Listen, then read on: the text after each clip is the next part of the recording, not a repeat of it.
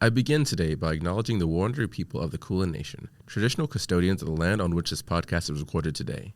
Also pay respects to the elders past and present, and extend that respect to any other Aboriginal or Torres Strait Islander people who may be listening today. This is Melanated in Melbourne, a podcast designed to give an insightful look into the Australian lifestyle from the lens of two Black American besties. America has a problem.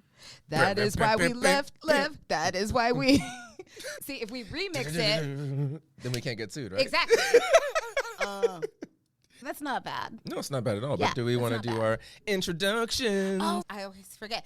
Hello there. My name's Nicole. And I'm Ri'chard. And this is Melanated in Melbourne. Melanated in Melbourne. Come on, vocals. Well, I mean, I've been practicing. Okay, come on, It's Renaissance movie day, so I've just been listening to nothing but Beyonce all day. It is Happy Renaissance Day. Happy Renaissance Day to all those who celebrate. Correct, exactly. To all the bad bitches who celebrate. We see you, we love you. And you're to the left. And you're to the right. And we can meet in the middle, dance all night. Take it all off, or just a little.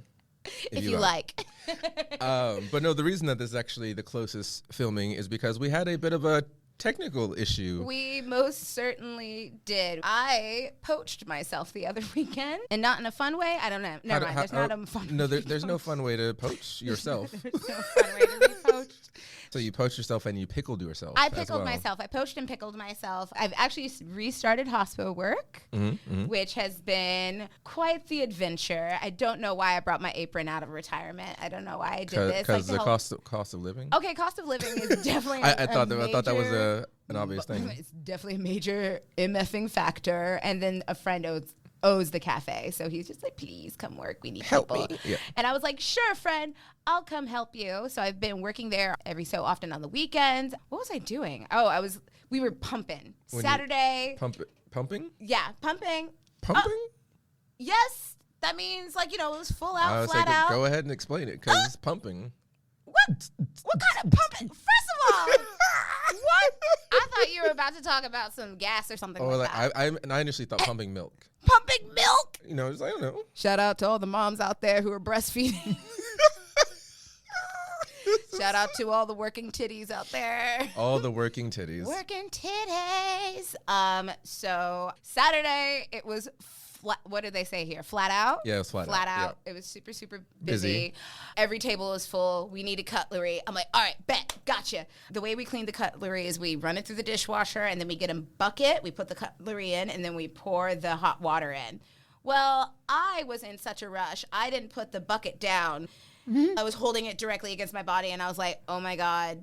And it was so bad that and let me guess, you just held the bucket too. I was just like, I went to go put it down because if I drop it, I'll hurt myself even more. And yeah, that's the size. That's the size of it. You were saying Black power, but Black power, Black power, because power. I burnt myself down to the white meat, but Black power, bitch. I'm so Listen, very done.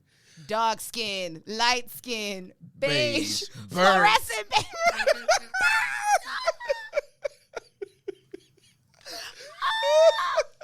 Don't do my bird. Listen. Don't do my bird. It has been long enough that it is allowed to be funny. Yeah, no, it totally is. Sorry, not sorry. Totally is. And then I didn't know what to do other than texting you, being like, I burnt myself. I'm heading home. I'm going to take a Panadol and see how I feel. And I'm like, absolutely today. not. Because I'm just imagining you being at the studio trying to tell a joke and like, and yes, your girl was in dire straits. I was Googling all the things that you shouldn't do with a burn. Well, the thing that makes it feel good is putting it in water. But all I had was one of those Kmart cereal tubs. So I had to put my hand in, and then it was all crumpled up. It looked like a pickled pig's foot. No, I saw it because our friend Adriana went to go check on Nicole during her time of need. Shout out to Adriana. And he literally just sent me a picture of a hand, in just a hand looking like this. Adriana's really big into horror, and he knows I'm not into horror. So I'm like, why did you send me this? What is this? There was no response. I'm like, you know what?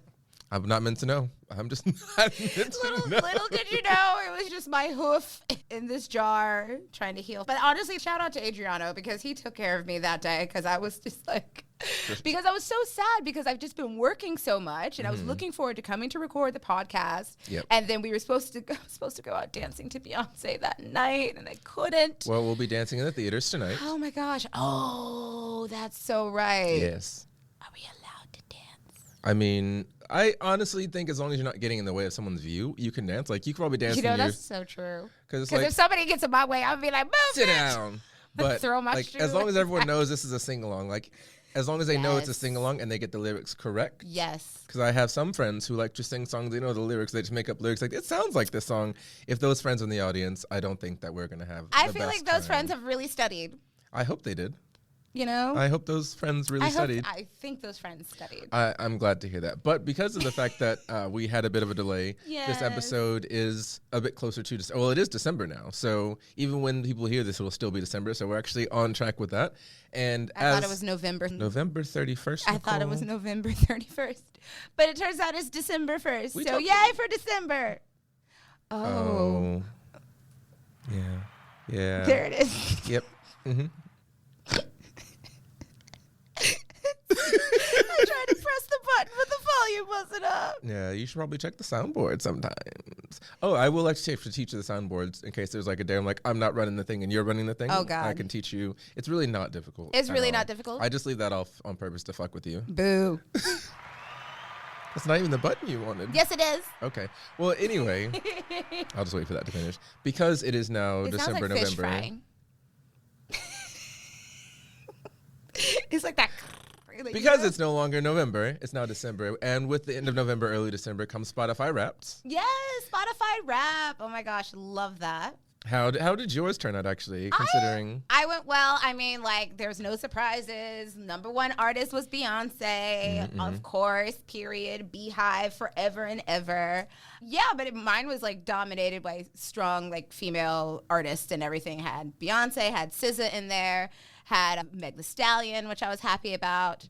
My top two alternates between Beyonce and Billie Eilish because it's like dancing and being sad. Because like Billie's my girl. Like I that's my girl. Her little spooky rhythms, whatever. Got it. Say no more. She sings crying at the school dance music. Yep. And I fucking live for it. Absolutely. I love it. I love it. Sometimes so you much. need that crying music. You need it to be in, and it's like yes, totally. please. Like Ocean Eyes. Absolutely, all of it. Yeah. All of it. But my number one this year was SZA, only because, I mean, not only because, mainly because of SOS, because then that song dropped last December. Was huge. It was like the number one album. It was just on repeat. But my second was a surprise to me. It was Victoria Monet. Oh, that's so good. Shout out to Victoria Monet. I want to see her live so much. Like her first album, remember Jaguar, which is like, we discovered Jaguar, the song again, like pussy popping. Yes, exactly. Supersonic pussycat, just like a jaguar, silky flex. So let me climb your word like that. You got 9 times to come hit that. Don't sue us, Victoria. We're just fans. I think because we sang it and didn't play it, we cannot be sued. I think that like when people like hum things and I love that. That's the loophole. If it's not, I guess it was a fun run, y'all. 12 episodes was good. No, don't. Honestly. But speaking of Spotify Rap, now that we are a podcast, one of the things that I figured out for us is we got to integrate our listens to that. So like there's Spotify for podcasters. Yeah. And some of the stats, because again, I'm a stats person, we were listened to in 27 different countries this year. Oh my gosh. Yes, that's appropriate. The fish fry. The fish fry is crickety cracking for us being listened to around the world. And like the engagement has been so incredible, but that actually kind of ties into what I consider to be my culture shock. So when we started this podcast, we were hoping for people back home to be like, oh my God, maybe we'll move to do all these things. But consistently, our highest demographic has been in Australia. It's been the Aussies. And like, yes, there are melanated people who are listening in Australia, but through our personal pages and through our podcast page, I've been getting a lot of feedback of people like, oh, I listen to every single episode. People sent me screenshots of us being their number one podcast listened to. We have 34 people that we're their number one listened to podcasts. There was like 104 that were in their top 5, and there's like 134 that were in their top 10. Oh my gosh, I cannot believe that. Literally that. So that's again, amazing. Thank you all so much for listening, for all the love. Like it's 1000%. We do this for y'all. It's like, I mean, these are honestly just conversations that we have sitting in our living room, but now we're recording it and showing the world how ridiculous we are. Oh my gosh, that's so amazing. I still cannot believe so many people have actually listen to us. But God, that's so touching and so humbling. And I just cannot believe that y'all really stuck with us. Y'all like us. You really like us. Y'all with us for real. But the culture shock of it being, with Australia being such a large demographic, despite it not being our catered aspect, I was kind of thinking about why that is. And I realized that I think there's just more of a curiosity with Australians in general. And I think they have more space to be curious rather than in America where it's like, I have to have 3,000 hustles and I've got this due and that due. So I guess they're just kind of like, it's not a huge culture shock per se, but it's like it's a thing that kind of popped up. Be like, Americans don't necessarily have the time to sit down and listen to all these different podcasts. Hard to argue against that. Yeah, it feels like you get a little bit more relaxation time here. Yeah, but a little bit. As we mentioned on a few episodes before, this is our second to last episode of the season because we did not expect it to be this popular. We didn't have that much of a plan. It was like a little mini series, do a thing, and be like pop, pop, and we're done. But pop, pop. Shout out to Community. Magnitude. That's my magnitude for president. Okay, but it was Can't wait to make that one of the spoilers without context. Yep. We gotta just that magnitude. Tag him. I mean, I hope he shares it. Why not? That'd be amazing. But I lost my train of thought. Sorry, we were talking about the culture shock, how Aussies are listening to us more, and we thought it was going to be more Americans, but we figured that Americans are too busy trying not to die and make enough money. Right. That's honestly the gist of what it is. And this being the second to last episode, it is going to be about something that we've talked about quite often during this podcast. We've done a little bit of tease. Even the last episode, we talked about it once again. So I think it's finally time that we give the people what they want. It's finally time. Damn, we need a drum roll button. We're going to be talking about the food. It's probably going to be called the food because it's more food than drinks because we're going to obviously talk about coffee, but overall it's mostly food. People are going to be like, why? What's the big deal? This is quite literally some of the best food I've ever had in my life, and it's just amazing. We need an entire episode dedicated to it. Yes. Because it's that good. Let's get into it. Let's get into it.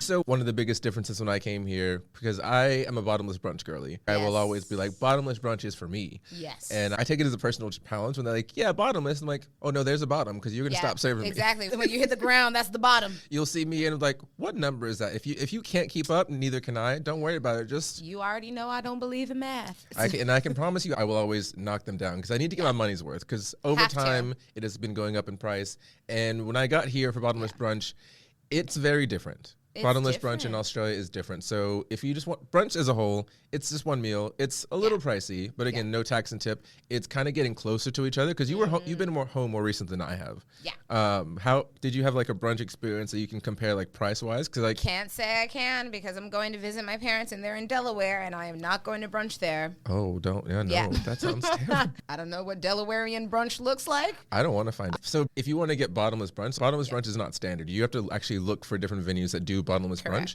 And when you do so, it's like $75 to $100 per person, which with conversion rates is like $66 ish. Yeah. And they're usually standard pours of alcohol. And as we've said in other episodes, those shots are a little bit smaller, maybe 15 mil smaller than the American shots. And they are a bit slower. Yeah. Sometimes you get to a good place where your server will be like, I got y'all. But those are usually expat servers that are like, I see you, you see me. Correct. They know the drill because especially in New York, bottomless brunch is like a sport. Yep.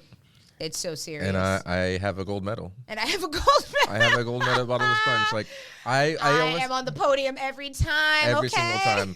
Despite the fact that they are a bit more stingy with it, my number one rule is flirt with everyone. Because if you do that and people already like you, they will be a lot more likely to be like, oh, let me just let me just get you a little bit more. Loving those Libra principles. Exactly. I guess with my brunch thing, because it's a bit harder to find, I wanted to give one or two of my brunch recommendations, mostly because they have been hard to find, but there are some that I really, really like. All right. The first one would be the Smith. It is Smith is lovely. Yes. That's right. Because is it technically in Paran? I was gonna say I think it's technically in Paran. So the Smith, they do. But it's in the south side. It is south side, and again, because we crossed the river, because we are not one of those people. Oh God. Not us about to start the Civil War. I mean, we talked about it briefly last episode. So it's like people were like, "Oh my God, do you hate him?" Like, no, I go to south side occasionally. Some of my closest friends are south side. Oh my God, no! I don't want this to become The Biggie and Tupac of Australia. Stop. It could not, because half the listeners don't know who both of those people are. And there are no guns. Yes, and there's no guns. But the Smith is a great recommendation. On Saturdays, there's gospel brunch, where they have some gospel singers, and usually people of color singing. I know you were hesitant. No. I'm wondering if it's DJ Sunshine and the disco choir. I'm unsure. I just remember that one of the people was JoJo. Like, met him, he's super lovely. But people of color were actually singing, so it's like actually gospel singing. Actually is gospel. Because we went for Kelly's birthday. That's when I saw it the first time. So I went for Kelly's birthday, and on Sunday they have drag brunch. So same concept, but drag queens are performing all around. Sabrina Baby Slut, California Cater, swinging from the rafters, doing the thing. Our girlies. Baby Slut, if you're listening to this, I love you. Okay.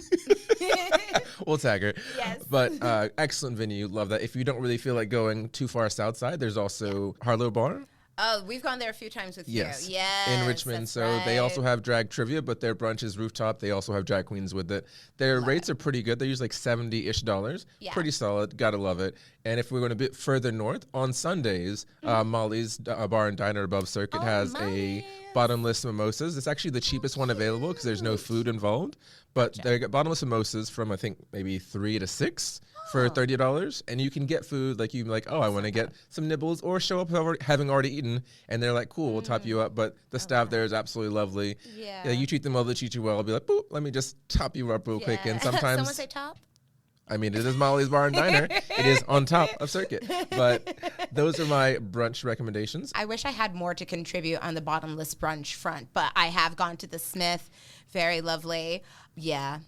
It feels like it's more measured here, but it still gets pretty loose. Oh, it can still get pretty loose. It still gets pretty loose because actually, the entire reason that you and I became friends is because of a bottomless brunch. Yes. That is actually the glue, because I met Kristen while I was her waitress at a bottomless brunch. And you were doing the thing, and you were taking care of her. And that's I actually thought you were going to chime in sooner than that, because I made that reference looking straight at you, and you're like, yeah, I was listening to your story. I was being a good friend.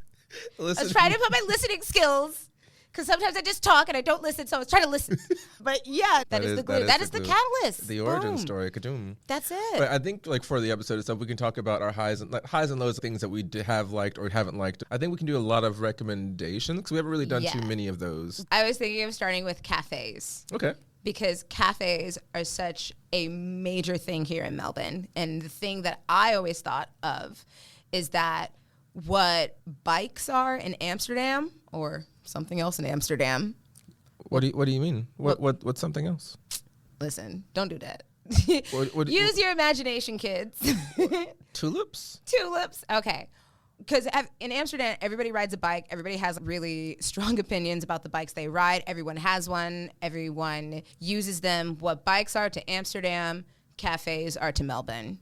Everyone has really strong opinions about them. Everyone uses them. Everyone has places that they'll go. They have places that they completely shun and will never step foot in there again. Yep. It's very, very strong. And that's because of the coffee. No, I would absolutely have to agree with you. Actually, I think maybe I've said this on the podcast before, but I don't eat chocolate. Yes. And the reaction I get from people when I say I don't eat chocolate, they're like, oh my God, you don't eat chocolate? But you're a chocolate man. How could you not eat chocolate? And I was like, I've never heard that one before. But yeah. That little girl, I can't. Yes, an internet reference landed. Hooray. But no, so like the way that people react when I say I don't eat chocolate is the same way they react if you say you don't drink coffee. Yes, exactly. It's a very strong reaction, to the point that I think I even have that reaction with some people, because everyone here drinks coffee. Yeah, I do it instinctively, even though like I'll drink coffee socially, because in our jobs episode, it's like a social event at work. Like, let's go get a coffee. Half the office will just leave to get a coffee for an hour. It's like this. It's like the cigarette. Yeah, it is honestly the cigarette for the office. It's like, if you're just like, I don't want to do no work right now, I'm going to go get a coffee. You want to go get a coffee? People will be like, oh, yeah, go. And the house can literally be on fire. You could have 17,000 things to do. I'm like, you know what? It won't be any more on fire than if I come back in 30 minutes. And that's where they're like, boop, I guess we're going to get that coffee. Pretty much. Even my partner, I'm pretty sure he rinses like 5-6 coffees a day. He'll have one before he goes to work. He'll have like maybe 2 or 3 at work. And then when he gets home, he does a night coffee as well and falls asleep right away. It's so fucking unfair. Your poor toilet. I 6 coffees, 1 coffee, and I'm like, brrr, Brum dum dum. Dum dum dum. How did I? Brum dum dum. 369. Not Little John and the East Side Boys. Shout out. I know they're not listening. I know they're not listening. Oh my, this is such a loud episode. I keep screaming because everything's so funny. Yes, but yeah. That's okay. So coffee is like a major thing here. Even when I first came to visit here, and I wasn't a coffee drinker either. And every place that I went to, because you can get a coffee anywhere here. You can get a coffee at the gas station. You can get a coffee at the car wash. You can get a coffee at a funeral home. You can get a coffee. I'm not kidding. I mean, I'm just laughing at the thought of it. And like, oh, poor little Tink Tink. Can I get a flat white? Thank you. Oh, she was too young. I'm serious. They will have a bereavement barista out there making the coffee. Stop. I know you did not say bereavement barista. That little BB. Bereavement barista. Like, they will have them there. I don't think I've ever been in a location where they aren't making coffee or there isn't coffee, like, at least a few yards away. Like, it is always present. I do have a coffee complaint. Uh-oh. Again, I'm not a coffee snob, so I'm not gonna. Coffee lovers, send all your hate mail to Ri'chard. Yeah. Again, let me finish before you try to just throw me under the bus. Because don't worry, when you get to your point, I'm gonna get you. No, so my one coffee complaint about, I don't know if it's a Melbourne thing or an Australia thing. Coffee shops almost always close at 3. Oh my God, tell me about it. Cafes close, so yeah. And people are like, I need some coffee. And it'll be like 3 or 1. And I'm like, ooh, girl, I don't know what to tell you. Go make some instant. I don't know. Listen, that has been the thing here. You're so right. Because it's the afternoon. So cafes here, they start early in the morning. Yes. And they're just like a breakfast and lunch kind of thing. But then they close in the afternoon to go about their day. The latest I've ever seen one, I've known one to be open, is like 4. But even still, like, they're shutting the door at 3:30. Yeah. I live in Collingwood, and there's maybe one that's open till 6. Yeah. But I tell you, like, after 3, that one is always so packed. I think that's a good business model. If you know everyone around you closes at 3, stay open 2 extra hours. You will make so much extra money in that time span. Like, yes, coffees are like $5 to $7, depending on what you're getting. But if there's a bunch of people waiting, those coffees are like, blah, blah, blah, blah, blah. Listen, Melburnians are going to get their coffee anyway, anyhow. Because a lot of people do work odd hours. Yes. And if you're working in hospitality, or if you're working at, like, especially at a bar, if you're starting at like 8 or 9, you probably took a nap because you're a nocturnal person now. Yeah. You need that coffee. There's not really a late night coffee option that we found yet. No, not at all. But if that was, I mean, that could be a business idea. I don't know if you want to stop burning yourself and open a coffee shop. You could burn yourself further. I'm scared of all steam now. I can't even go near hot water. How is your coffee game actually? My coffee game, it's not too bad because you know what? Because here's the thing, y'all, especially Americans listening. You're just like, you just drip it through the tissue paper and it's on a hot plate and you splash cold milk. No, you've been doing it wrong your whole entire freaking life. And until you come to a place like Melbourne, you will find out how wrong you've been living because the coffee here is an art. It absolutely is art. It's an art. It's a religion. You have to worry about the roast on the beans because if the roast on the beans is wrong, then when you grind it, that's going to be not so great. So you got to have a good roast to get a good grind. Then you have to temper it. Then you get on your La Marzocco machine. I know the good ones. It's the one. I didn't know all that. Listen, that is the best coffee machine. Like the best coffees come from this one. So you throw your coffee in. You turn the thing, you put your shots down, you hit the button, it pours out your shot.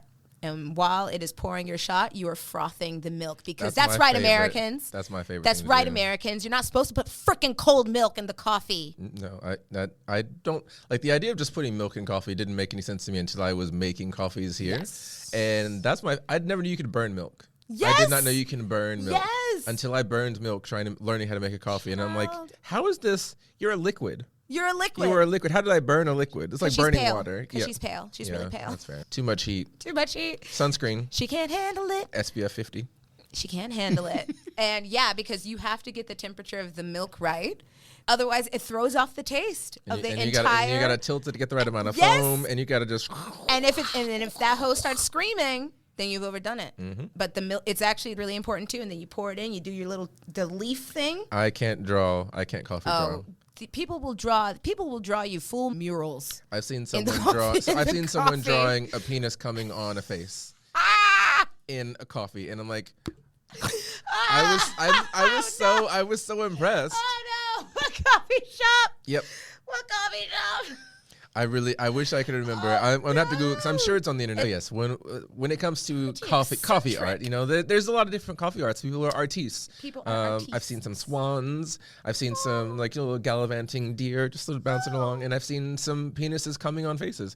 It's just a wide variety. One of these things is not like the other. Was it the gallivanting deer?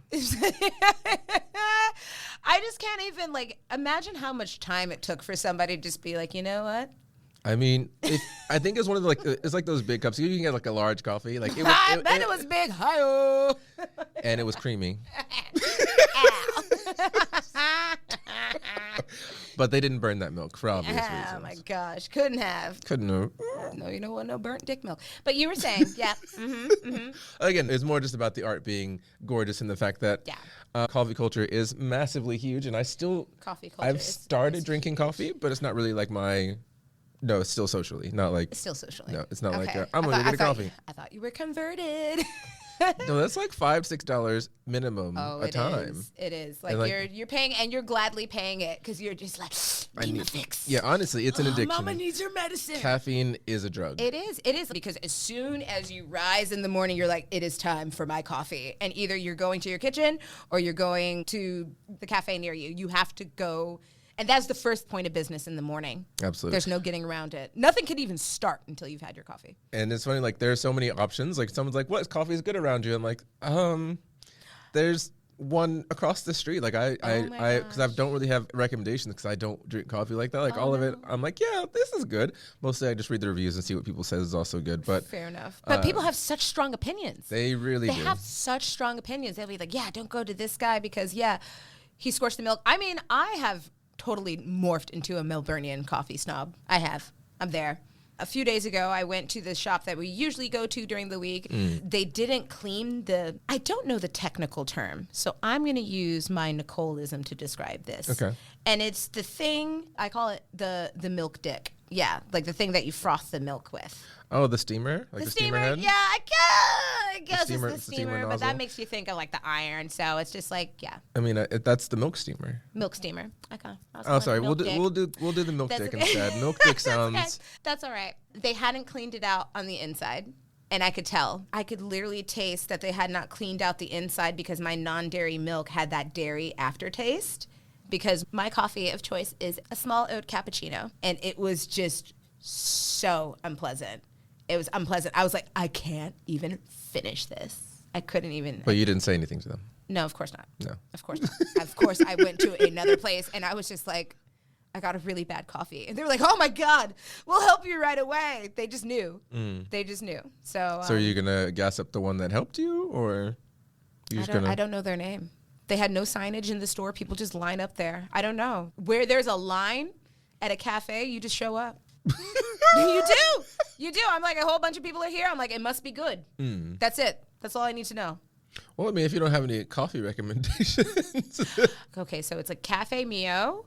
That's really, really good in Thornbury. Actually, Proud Mary is pretty good as well. All Day Tray in Northern Carlton. They have really good coffee and really good food.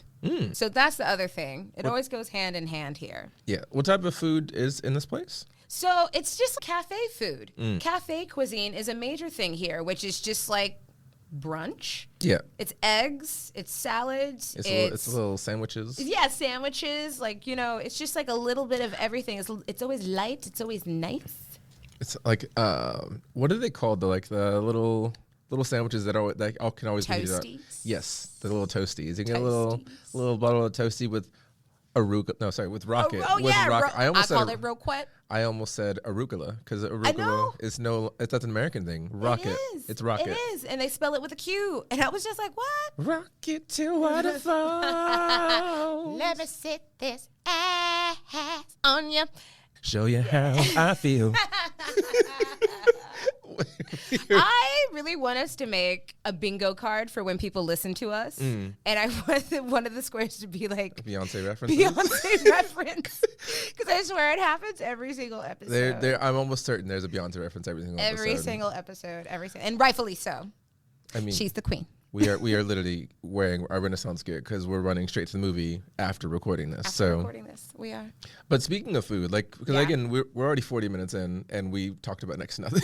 Yeah, so pretty much. We've talked about the coffee. We've talked about bottomless brunch. But the coffee is such a big thing here. Oh, okay. So I'll clean up my quote. What weed is to Amsterdam, coffee is to Melbourne. Boom. Oh, you said weed. Yeah, I did. Is that a weed? It's Amsterdam.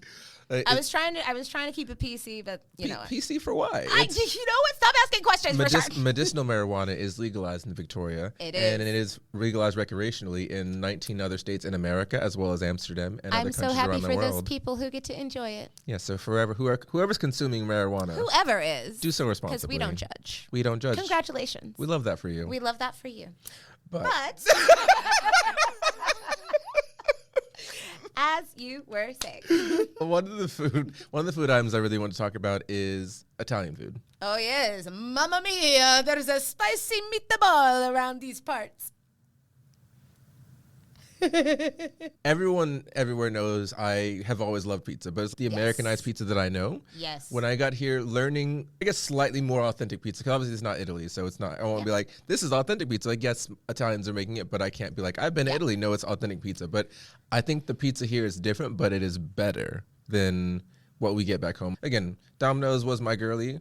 But that's fast food pizza. Yeah. I'm talking Doc's. Have you been to Doc's in Carlton? No, I haven't been to Doc's. They are always busy. You have to make a reservation. It's really good food. And it's not terribly overpriced. Like a pizza is maybe $20, $25, which in Australia prices, that's pretty standard. Reasonable. They have wine. They have it's a very small venue.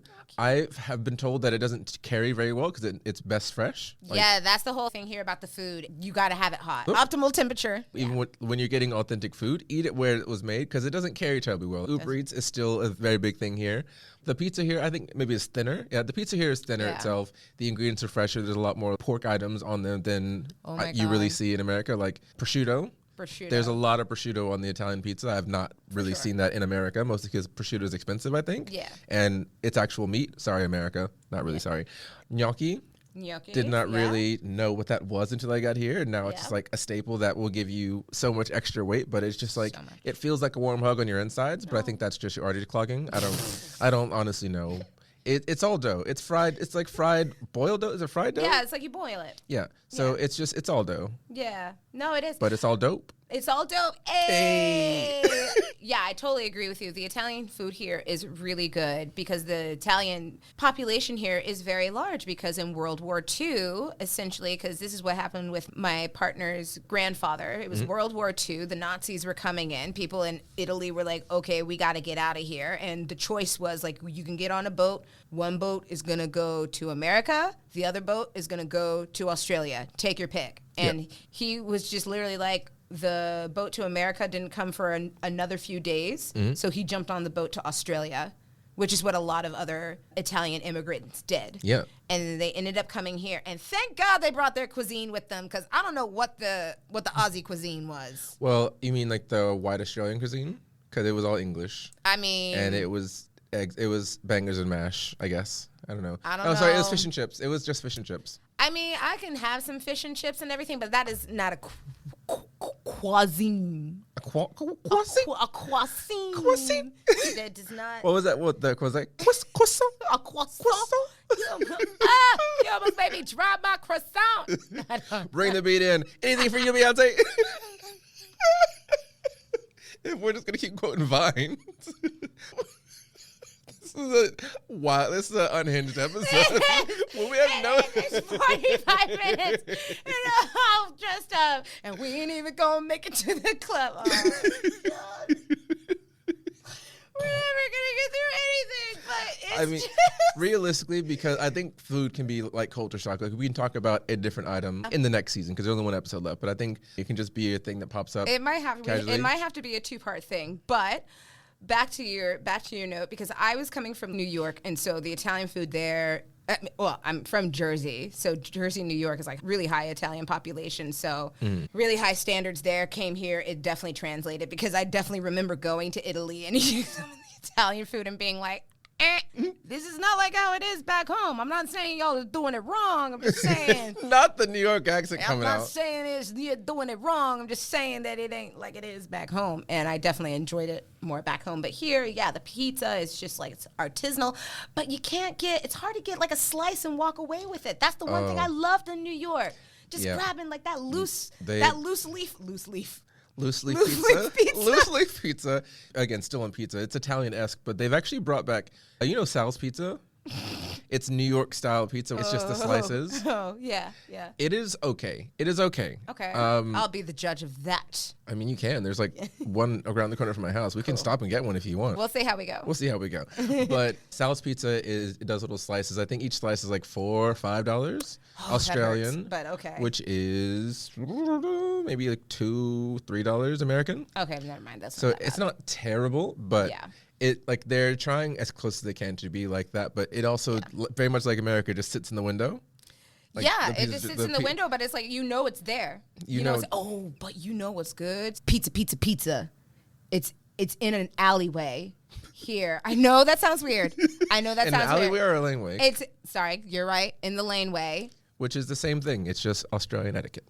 But my God, this pizza is so good. And they make it fresh, and it's got like a speakeasy in the back. OMG. But the pizza, even if you want to walk away with it, you're like, I can't. I got to sit down here and just shove it all in my face at the same time. And the speakeasy has music? And the speakeasy, it's got music, it's got drinks, it's cool in the back. But I'm barely even making it back there because I'm just like, 2 more steps, I can't eat my pizza. So, pizza, near Parliament.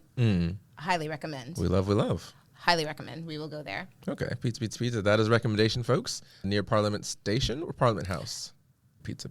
Yep. So the Italian immigrants that came here in World War II, they brought their cuisine with them. Thank God they did. Another ethnic group that ended up bringing their cuisine with them were also the Greeks. And God bless them. Your partner's Italian. Is the Greek-Italian beef real? It is real, but all of his friends are Greek. So it's just like... I was about to say, because I have so many Greek friends. And they hang shit on each other all the time. And I'm like, because like there's always like, Greek-Italian things. And I'm thinking like it's a little war thing. But I have so many Greek friends that have Italian friends, and they're just like vibing. Like I was actually talking to my Greek friend yesterday. We just talked about something, and there was a picture of him for summer camp, which is happening tomorrow. Because I got photographed a lot, and so did he. And there was one picture, it was a really bad picture. He was just like... And I sent it to him, and I was like, hey, I'm walking here. and he said it's like, maybe Italian vibes. I'm like, you're Greek. Are you allowed to say that? Are you allowed to say that you look Italian? Like, is that like a Romeo and Juliet situation? Romeo and Juliet. Yeah, I think they just like hanging shit on each other. They love banter. It's very witty talk. It's like, I zing you, you zing me. We talk a lot of shit about each other, but I think in the reality of things, when both of these ethnic groups came to Australia, they were both treated like shit. Yep. By the people who are here, the former white prisoners who suddenly killed most of the country to run it and act like they weren't the genociders. Prisoners. Yep. Yeah, genocider colonizers. Yeah, they were treated poorly by them. So there's probably a bit of friction between the two groups back in the day. But I think once the kids were going together to school, they realized that, because that's how my partner met his friends, because when they were going to school, they were always the ones that got in trouble, even when they didn't do anything. Anytime something bad happened at school, they were pulling all the Greek kids and all the Italian kids into the office. Yep. And that's why they're like, yeah, we're not skips. And I'm like, y'all are all still white, though. Yeah. I don't understand. I think that's... There was I feel like there was like a little video going around somewhere that Italians are the closest white people to black people. Yes, I don't believe in math, but it adds up. I mean, because when you were saying that, that's like me and my friends just doing absolutely nothing. And it was like, you. And like... I'm literally playing Pokemon in the corner. It's not me. Yeah. Not my gay ass. Like, I'm not involved in nothing, but just assuming that those groups of people are in trouble. Yeah. Yeah, and that's just kind of how it was, and they just kind of forged a relationship from that. Yeah, but I think Melbourne has the second highest Greek population in the world outside of Athens. I think I remember reading something along those lines. That's crazy. That's wild. Thank God they came here, because their food is so fire. Mediterranean cuisine, OMG. It's incredible. And I'm not an olive girl, but they'll do, the pitas, the soups. Little tzatziki. The tzatziki. They got something called a galactabutico. I'm being serious. Spell it. Oh, please. I'll chip a tooth if I try to spell that. The Galactic Call. I thought it was called Galactic Booty Call when I first saw it, and they were like, no, Nicole. Is it close to the archipelago? It's not archipelago. But that, and then baklava. Wow, like what these people are able to do with the pastry. I don't understand it. I don't get it, but it is just, my God, it's so amazing. I do love that your Greek accent is the same as your Italian, and it's all just New York. Man, it's just like I take photos for a restaurant, and the man who owns the restaurant is by far the Greekest person I've ever met. It never sounds like you're having a conversation with him. It always sounds like he's yelling at you. It feels like he's yelling at you. But he's just talking. Yes, because he talks like this. He talks really, really regimented and straight, and he says, you know what I say to you? This is what you have to do. And I'm like, am I in trouble here? Did I do something? But it's no, I'm just having a conversation with you. And I'm like, okay, it's coming off of aggressive, but that's just how they talk. It's just like Italians. Yeah, Again, loud. It's loud. It's like, loud. It's not intentional. Like, there's no malice behind it. It's just loud. One of my old managers, when I worked in New Zealand at a wine bar, Matteo, probably not listening to this. I love you, Matteo, but I know you won't hear this. He's always like yelling. You can never really tell if he's upset. Like, you have to watch his eyebrows. Yeah. Because you always have to watch his eyebrows. I love that the eyebrows are the decoder ring. And it's like, if his eyebrows are here, he's mad. Because like sometimes it's here, it's like halfway here. It's like, well, just he's telling the story. He's really active. Yeah. But his eyebrows are here. Oh, if they're here, he's mad. Oh, he's mad. Oh, he's mad. Oh, yeah. The low. Oh, yeah. That's such a good signifier, because you're right. Because if it gets scrunched, yes, if it gets scrunched in the middle, it's a wrap. If you're doing It's a wrap. And also sometimes he actually gets kind of quiet when he's actually mad, and I'm like, oh no, I don't like this. I don't like that. I don't like this. Like, please go back to yelling at me when we were having a fun time. We were going back and forth. But I know where you stand when you're yelling at me. If you quiet, you put it on me like a Pop-Tart. I don't know. You got me scared. I'm sorry. Put it on you like a Pop-Tart? Yeah, put it on you like a Pop-Tart. I said that. Was there no context? I'm in danger. I'm in danger. I'm in danger. Another cuisine that I really, really love, that I ate a lot in America growing up, was sushi. Like, yes, but sushi is very, very different here. Sush. So, I'm just kidding. We don't call it that. No one calls it sush. Please don't believe Nicole. Sometimes she just says words. She's just saying words. These are not recommendations. These are not things you should pick up and tell your friends. In Australia, they say sush. They say sush. Don't they do it. Totally do. She's setting you up for failure. But so sushi, I think, because when you're talking about like grabbing and going, Melbourne at least has a lot of takeaway sushi. Hand roll supremacy is a thing. Like there were so many. Supremacy. You can go any block. You can see just little pop-up shop, little $2-3 rolls of hand roll sushi, like, and it's usually pretty good. But when you sit down for sushi, I think the best way to describe it is in America, a lot of the sushi has the stuff just sitting on top of it. You can have like a lot of extra items just like racked all the way up. Like the crunch and the crab and the eel and the lava caviar. Rolls, and they're extra hot and all these things, but almost all of them are inside. They'd like to keep it inside the rolls, and sometimes the seaweed is on the outside, and they'll be like, yep, we're vibing, but because it's closer to, is it from Japan? Yeah. Sushi's from Japan. Yeah. I think because it's close to Japan, I am more inclined to believe that this is the correct way. It's better like the literal California roll. It's like, there's no way that. I know, the California roll, which is still my favorite. I know. I might delete that just to save you the embarrassment. That's all right. I have one today. I'll stand up in it. I'm a Disney adult, and I like California rolls. Sue me. Oh, you double down on that. You double down on bad, right? I'm living my truth. It's the judgment-free zone out loud. Out loud. But I agree, because back home, even when you would grab sushi on the East Coast, when you grab sushi for lunch, it'd be cut into the different pieces, and you get like the crunch on top and everything.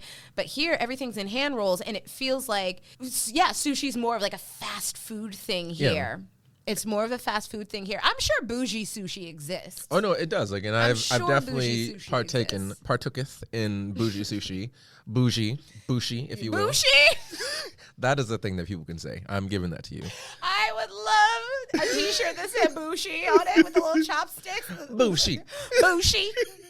Exactly. Bougie sushi. Bougie.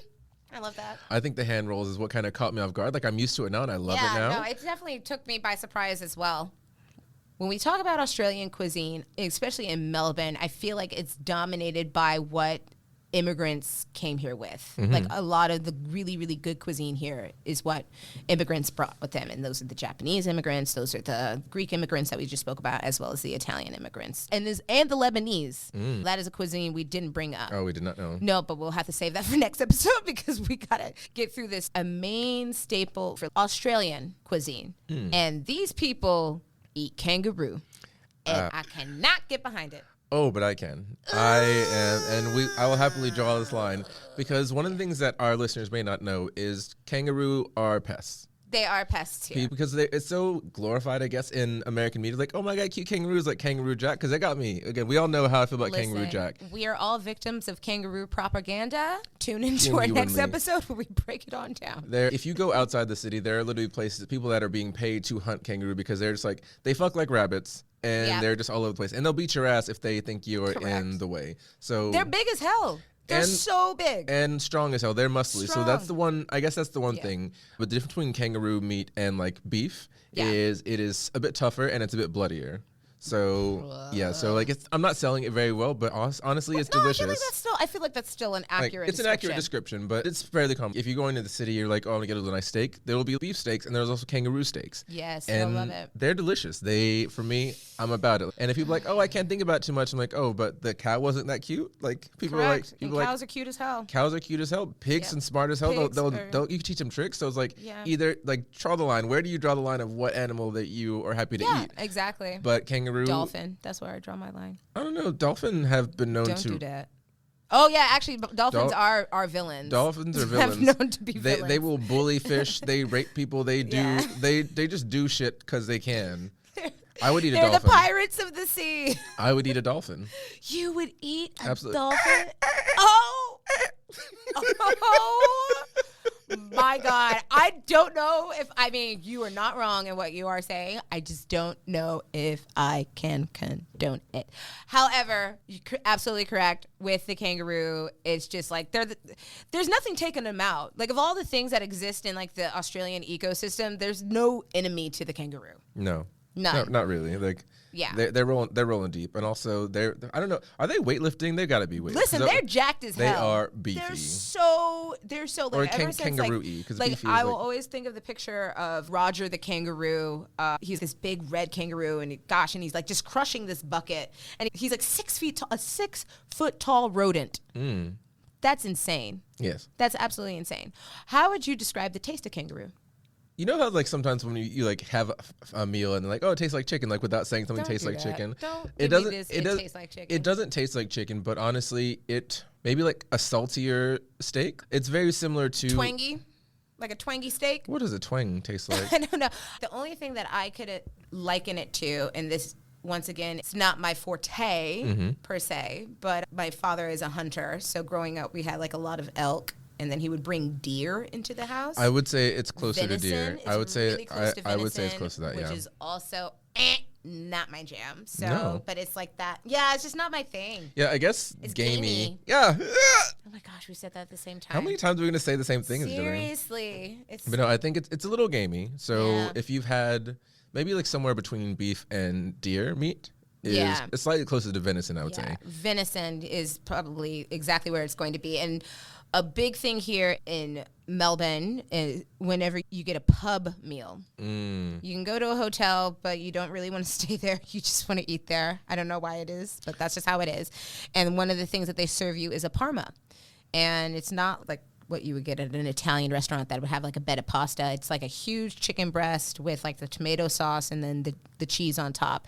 Here, right up under that cheese, they're going to slide some kangaroo meat, some smoked kangaroo meat. Oh, who does that? The Napier. Really? In Fitzroy. Oh. Have you ever been to the Napier? I have. I've never, but I don't like parmas. Yeah. Well, it's called a Skippy Parma. And you get that, and then you get your chips, your French fries on the side, and a little bit of salad. But yeah, that's if you ever come to visit me here in Australia, that's the first place I'm taking you because I think that's the most authentic Australian dish you can get. Interesting. Yeah. I might have to do that because it's been a while since I've had kangaroo. I've made, because there's also kangaroo sausages. Like they treat, the way that the meat goes, they treat it very much so steak can go. You can have beef, sorry. Yeah. You can go kangaroo steak, kangaroo sausages, kangaroo jerky. You can have all these things. Like my very first visit to Australia, I brought my family back kangaroo jerky and they did not like it. No, because she's like, it's just not, it's just like twangy. It's just not my thing. Twangy. They even have, shout out to Kelly, because I remember her telling me that at the grocery stores, they'll have pasta noodles with kangaroo meat in them, like in the frozen food section, and you just heat it up and it'll be, it's like pasta with kangaroo meat. I even remember going into the pet section of like Woolies. Oh, yeah, and you can feed your dogs. There's pet food that's kangaroo flavored. Again. Because they are, oh no, I had Kira some cat treats. My cat's name is Kira. Is it the first time I brought my... Yeah, I think this is the first time I adopted Shout out Kira. to Kiki. I actually bought Kira some kangaroo treats once. They are so plentiful. They are essentially pests. So I think that'll be one of the hardest things for the Americans to wrap their minds around. Totally. Because they're like, oh my God, they're so cute. I want to play with, especially because there's so many kangaroo sanctuaries and people post pictures and videos like, I pet a kangaroo. It's so cute. Now go eat it. Yeah, no. Go eat it. Go eat it. Eat it from the back. All right, enough. Stop. Sorry. I know. Bong, bong, bong. Like a drum. A mess. What other food things do you want to pop in here? Okay, well, I mean, we got to talk about steak because beef here is... Hit it up. I mean, because back in the States, we think of Texas as the best, that's where all the beef comes from. Yeah. Most of the beef comes from. Here, I Grade guess... A USDA beef. Beef. It's what's for dinner. Dun, dun, dun. You don't remember that commercial? No. Okay, you're shaking your head. I know you remember, but that's fine. I really don't. I'm just letting you have your moment. And it's like whenever you're... That's fine. Beef here is just, my God, the quality. And I think that the overarching principle of all these cuisines that we've brought up and mentioned is that the food is so freaking fresh. It makes no sense. Where I feel like the food in the States is just... It's about what's most cost effective. It absolutely is, and sometimes there's a lot of additives. Correct. There's so many preservatives to try and make it last longer, even though the cow died last year. So it's just like, and then you're freezing it. And I mean, people got to do what they can because everything there is about making money. It's about turning a profit in order to stay alive. Whereas here, they're like, we're just going to have a bit of some good stuff. Like, everything's good. Everything's fresh. Good. Everything's fresh. I remember the very first time that I had a a McDonald's cheeseburger, because I was visiting here for the first time and I was throwing caution to the wind. I'm not even a beef eater. I don't get down with beef like that. I could have cried after the first bite of this cheeseburger. It blew my freaking mind. How good. At McDonald's. Yeah. The beef at McDonald's. I was like, this is so good. And they're like, it's just Macca's. Side note, that's what they call McDonald's here. They call it Macca's. Indeed. They call it Macca's. But speaking of fast food, like, there's a lot of American fast food chains here. Like, there are. Like McDonald's, Hungry Jack's, which is... Yes, they call it Hungry Jack's because the title of Burger King was already taken when Burger King wanted to come here. There's like some guy who owns a shop, it's like and he trademarked it.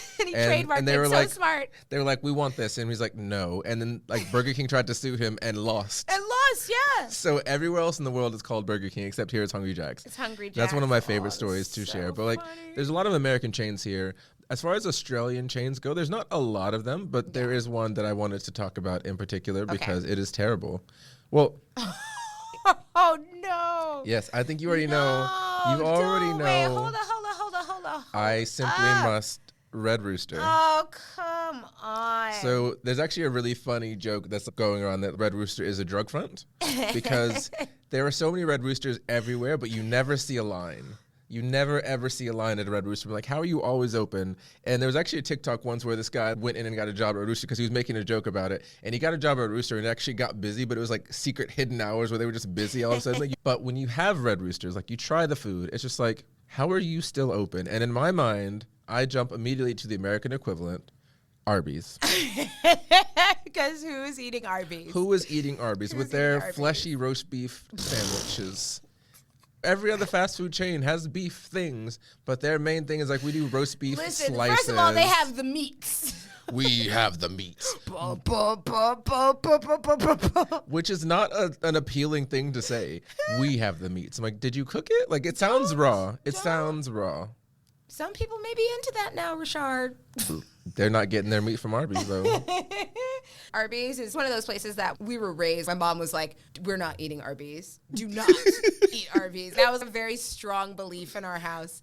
But on Red Rooster, I'm going to have to challenge you with that because I remember going through, like, when lockdown was happening here.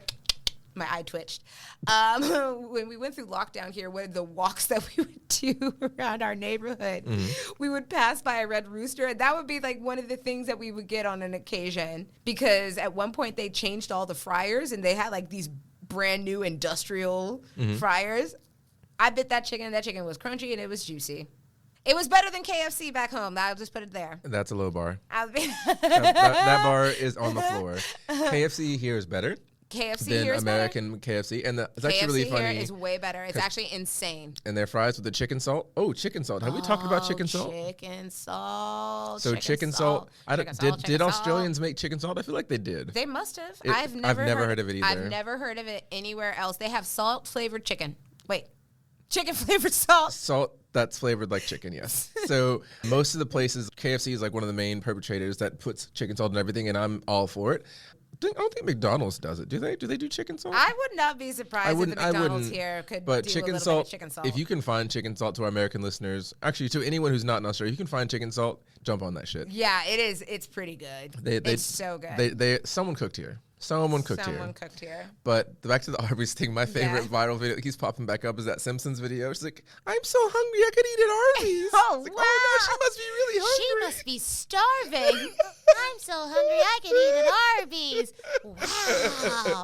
She must be really hungry. Yeah, because I don't know anybody who's eating there, but for some reason they've been in business for like the past 30 years. Unless Arby's is also a drug front. Wake it up, wake it up. Wake it up, wake it up. Let's wake it up. I'm so tired. Get woke. Get woke. Yeah, I don't know. I don't feel like Red Roosters is that bad, but at the same time, you're right. I don't know. I've never heard anybody being like, hey, let's go get some Red Roosters. No, because everybody wants to go get Nando's or something. Go on then. But I think grilled is a local thing.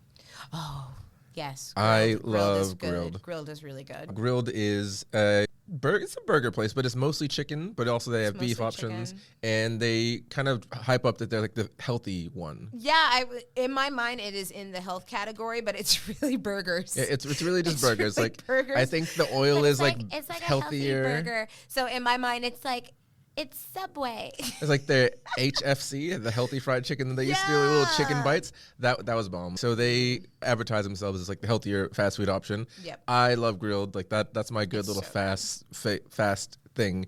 Huckster Burger is also very good. Huckster Burger. They don't pretend to be healthy. That shit is greasy. That feels like home. Huckster Burger feels like home with their little chicken wings and their fries. That's great. Give me some Huckster Burger all day, every day. Yeah. And did you hear about the burger shop in Ivanhoe?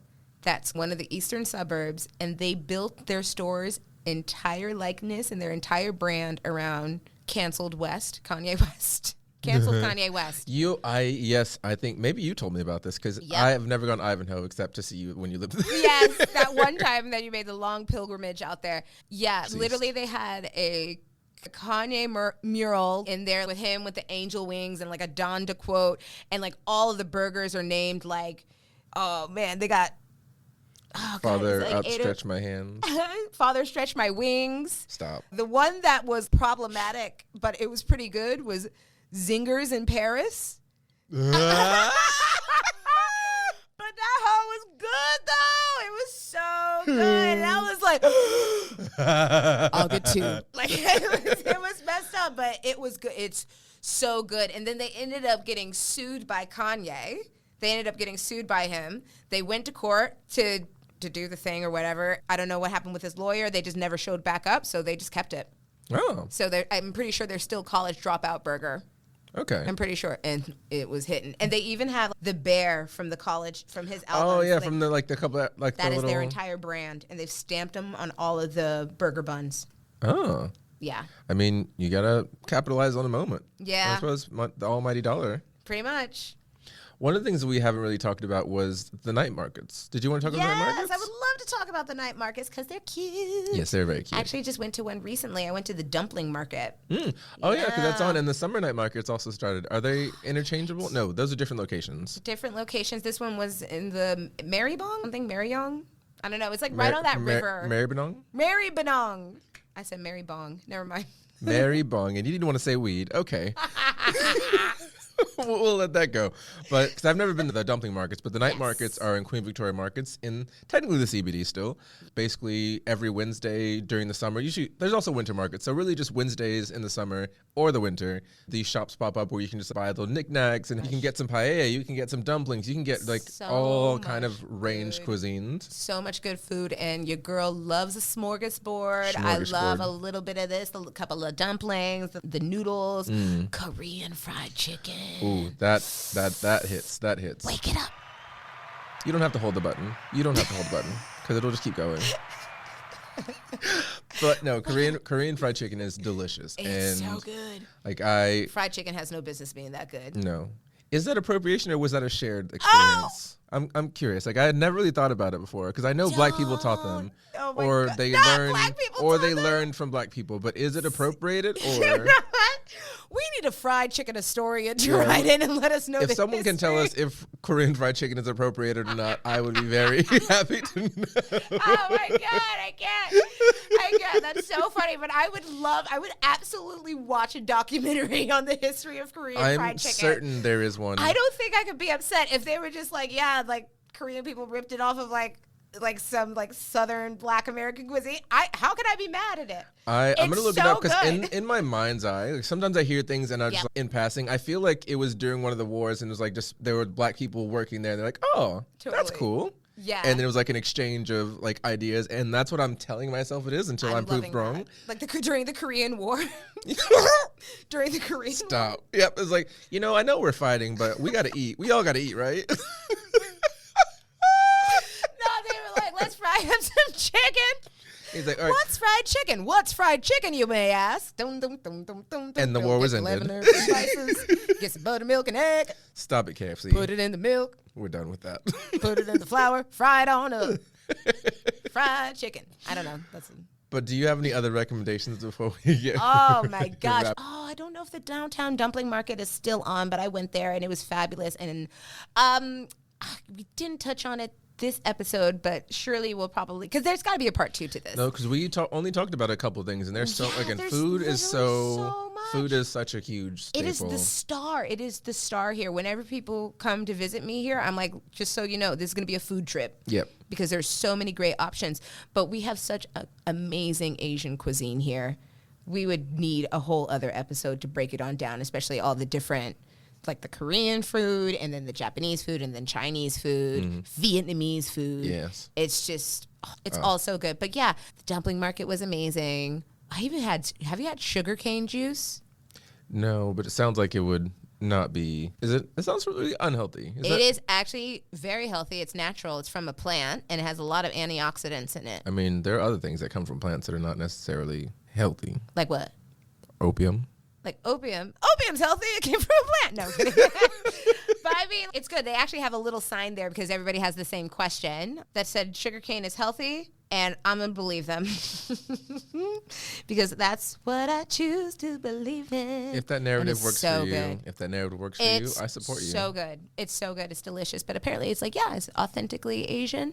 The bubble tea here, the bubble tea game. Wow. Another cult. Another cult. It's that serious. Honestly, a lot of different cuisines and drinks and things like coffee cult, bubble tea cult, totally. Korean fried chicken cult, appropriated. Totally. I'm ready. If there's a Korean fried chicken cult, I'm ready to join. Honestly, Watu in Carlton, that whatever flavor, all of it. Korean fried chicken, eat it up. I will be there. I mean, it's not close to you. I was about to say, it's close to you. It's close to where I used to live. I don't know. It's totally close to you. It's not close. But, I mean, I think that's a fairly good place for us to stop on what will probably be one of multiple food episodes in our near future, because you can't just talk about one section of food, but we will need to take notes of what we did already talk about so we don't get into the habit like, oh, my God, have you tried Korean fried chicken? 3 episodes in a row. And it was like, I'm going to bring it up every time. Because you would have forgotten the first time that we talked about it. And it's like, oh, I get excited about this thing. I'm kind of a goldfish. But our next episode is our season finale. It is our season finale. And in that, we're going to be talking about the outback. Because a lot of people, one of the main questions we get is like, what about the animals? Is everything out there trying to kill you? Everyone wants to know. They want to know. They want to know. And we will have one of our good friends, Jose, on. Jose has traveled a ridiculous amount of times, and he spent a couple of months in Queensland doing his working holidays. Like, some things will kill you, some things won't, but we will leave that there. But until next time, I'm Ri'chard. I'm Nicole. And this is Melanated in Melbourne. Melanated in Melbourne. This has been Melanated in Melbourne, a podcast that analyzes the Australian lifestyle from the lens of two Black American besties. Follow us at Melanated in Melbourne on Instagram and TikTok. If you have any comments or questions you'd like to ask us, then email us at melanatedinmelbourne@gmail.com. Thanks for listening.